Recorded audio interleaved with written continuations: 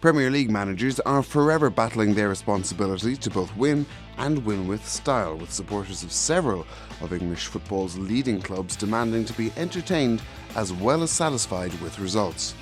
Arsenal sides of the modern era have traditionally been advocates of intricate passing play, while Newcastle's long-suffering supporters worship goal-scoring greats like few others, and West Ham will often be heard referencing the mythical West Ham way. Throughout the years, however, we've seen many managers struggle to find the balance between performances and points, and with this list of teams providing rather more style than substance. This feature is a salute to the most iconic neutrals favourites. Here are 5 wonderfully entertaining Premier League teams that won sweet FA. Kevin Keegan's Newcastle, 1993 to 1997. Kevin Keegan's first reign at Newcastle saw the North East side emerge as one of the most iconic sides of the Premier League era. Their free-flowing football and spectacular near misses in terms of silverware success providing an unforgettable period in the history of the Magpies. Keegan's side were christened the Great Entertainers, and with good reason, enjoying a brilliant return to the top flight to finish third in their debut season, only for the prolific talents of Andy Cole to head to Manchester United. Newcastle, however, rebuilt, and a side containing the goals of Les Ferdinand and the stardust of David Ginola played out a thrilling 95-96 season, racing into a 12-point lead at the summit before an unexpected collapse. Keegan's "I would love it" rant etched into Premier League folklore.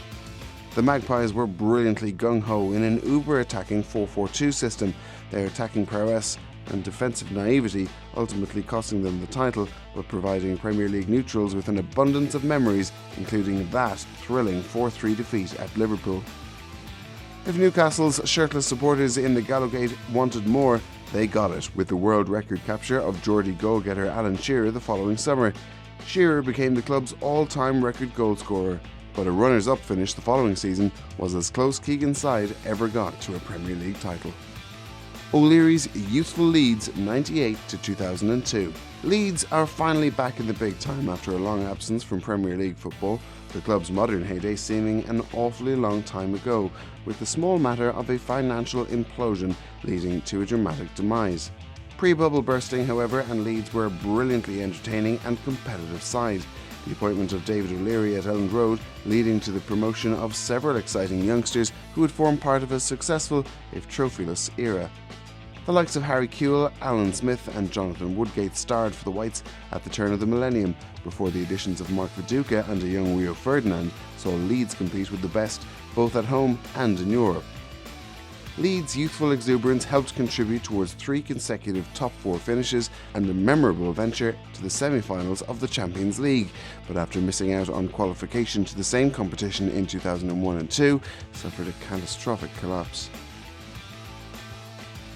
Post-Invincibles Arsenal, 2007 to 2012. Arsenal were a formidable team either side of the turn of the millennium, winning 3 league titles, including 2 domestic doubles and a historic unbeaten season in the early years of Arsene Wenger's reign in North London. The breakdown of that legendary Invincible side ushered in a new era as the Gunners failed to replicate their previous success, their transitional team fun, but often fragile. The technical talents of players such as Robin van Persie, Cesc Fabregas and Samir Nasri gave the Gunners an aesthetic appeal to the neutrals, though the side's guile failed to compensate for a lack of grit that ultimately led to silverware proving elusive.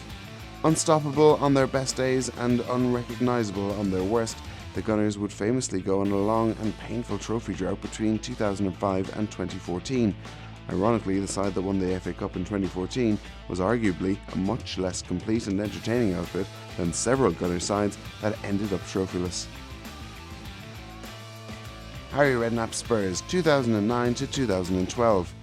For much of their Premier League existence, Spurs were a mediocre mid-table outfit, failing to produce many performances that would inspire supporters at their North London home. The arrival of Harry Redknapp at White Hart Lane saw Tottenham's fortunes improve drastically, however, securing qualification to the Champions League for the first time and possessing a side packed full of attacking talent. Spurs' swashbuckling style was largely centred around the peerless performances of a peak Gareth Bale, the Welsh winger at his rampaging best to establish himself as one of the world's best players. Luka Modric knitted together the club's midfield in trademark fashion before developing into a Ballon d'Or winner, whilst the silky skills of Rafael van der Vaart combined brilliantly with Peter Crouch, a player possessing the quintessential good touch for a big man. Spurs' most memorable moments included a 4-4 draw at Arsenal and a 9-1 thrashing of Wigan, whilst two ding-dong encounters with Inter Milan in the Champions League lived long in the memory and set Bale on his way to superstardom. Liverpool 2013 and 14. Brendan Rodgers came closer than any other Liverpool manager pre-Jurgen Klopp to ending the club's long wait for a Premier League title. His side's charge fired by a prolific partnership between Luis Suarez and Daniel Sturridge in attack. The two forwards dovetailed in superb style to finish as the two leading scorers in the Premier League, Liverpool racking up over a century of goals and scoring 3 or more goals on an incredible 21 occasions throughout the course of the campaign. Liverpool's SAS strike partnership were complemented by the emerging talents of Raheem Sterling and Philippe Coutinho, while Steven Gerrard was reinvented as a deep-lying playmaker to finish as the leading assist provider in the division.